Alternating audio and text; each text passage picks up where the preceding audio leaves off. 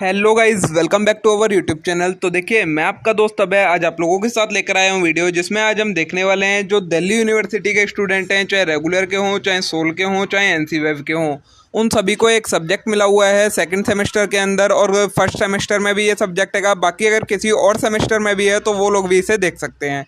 Subject का नाम है कम्युनिकेशन इन एवरीडे लाइफ। आज मैं लेकर आया हूँ आप लोगों के साथ उसकी यूनिट नंबर 2, जो कि हैगी रीडिंग स्किल्स।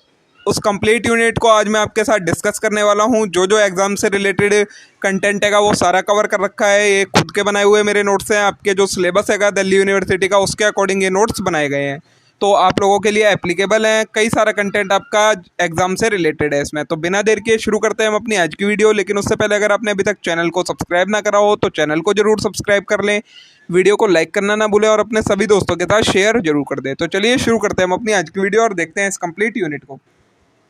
यूनिट नंबर 2 आपका नाम है इसका रीडिंग स्किल्स। सबसे पहले इंट्रोडक्शन की रीडिंग होता क्या है। तो reading is a process which one acquire as soon as one try to get literate. Reading क्या होता है, ये एक प्रोसेस है जो कि कोई कब सीखता है, जब वो थोड़ा पढ़ना लिखना चाहता है तब वो रीडिंग सीखता है।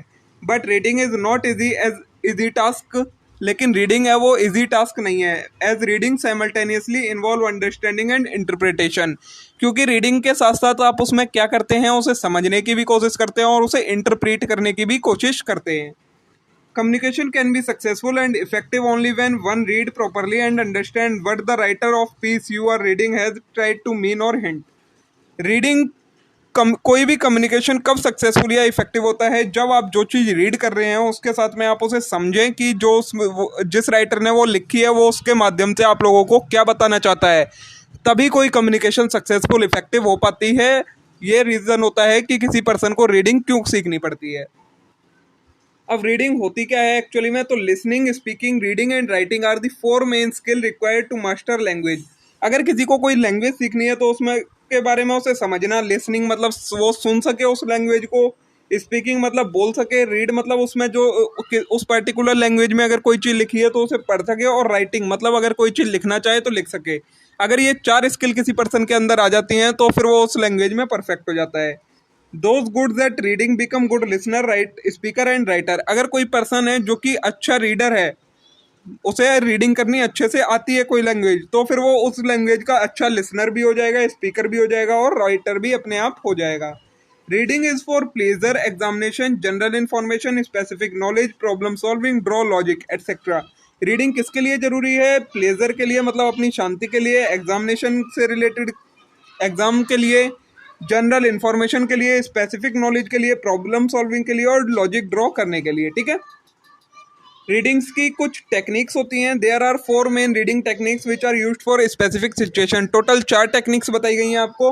नंबर 1 आती है आपकी scanning. Is reading with specific purpose in mind for specific information. Scanning क्या होती है? जब आप किसी स्पेसिफिक पर्पस से रिलेटेड रीडिंग करते हैं, मतलब आप कोई चीज़ रीडिंग कर रहे हैं उसमें से आपको कोई स्पेसिफिक इन्फॉर्मेशन चाहिए, तो वो कहलाती है आपकी scanning. When one read an entire text document quickly while looking for specific information, it is called scanning. जब कोई पर्सन स्कैनिंग करता है तो उसमें वो क्या करता है, जो डॉक्यूमेंट वो पढ़ रहा है वो बहुत ज़्यादा स्पीड में रीड करता है।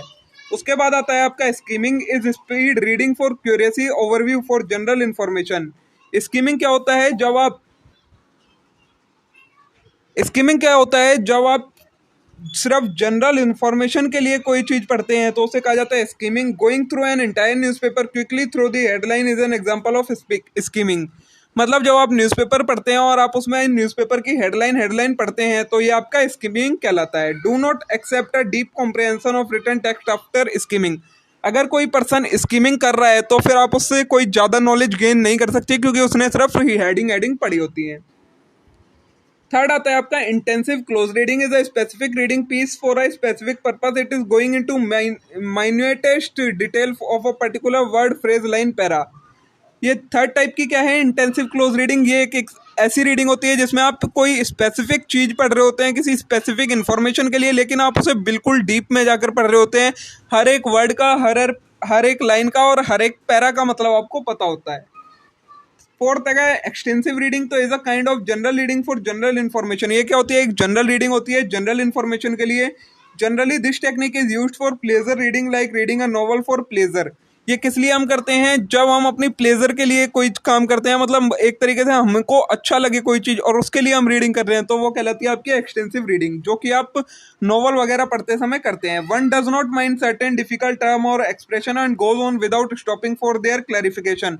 जब भी कोई एक्सटेंसिव रीडिंग करता है तो वो जो अगर कोई ज़्यादा टिपिकल वर्ड होते हैं तो उन्हें ऐसे ही जाने देता है, ओवरव्यू कर लेता है उनका बस, लेकिन उनकी मतलब समझने की कोशिश नहीं करता है। Until they become hindrance in overall understanding.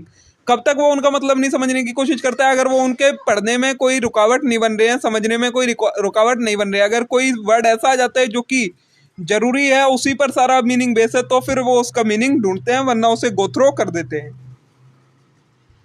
ये हो गई आपकी रीडिंग की टेक्निक्स। नेक्स्ट है टॉपिक आपका रीडिंग की स्किल्स क्या क्या होती है। तो 3 स्किल्स हैं रीडिंग की। Pre reading activities. तो pre reading activities work better at the initial stage of learning a language. Pre reading activity क्या होती है? जब भी आप कोई चीज़ सीख रहे हैं उससे पहले की जो रीडिंग होती है उसे कहा जाता है प्री रीडिंग एक्टिविटीज। मतलब अगर आप कोई लैंग्वेज सीखना चाहते हैं उससे पहले आप उसके बारे में पढ़ते हैं, उसे कहा जाता है pre reading activities. But nevertheless they are fruitful otherwise at later stage of reading too. लेकिन हम ये सोचें सिर्फ ये पहले ही जरूरी होती है, तो ऐसे नहीं है। आगे चलकर ये आपको आगे भी पोस्ट रीडिंग में भी आपकी हेल्प करने वाली है।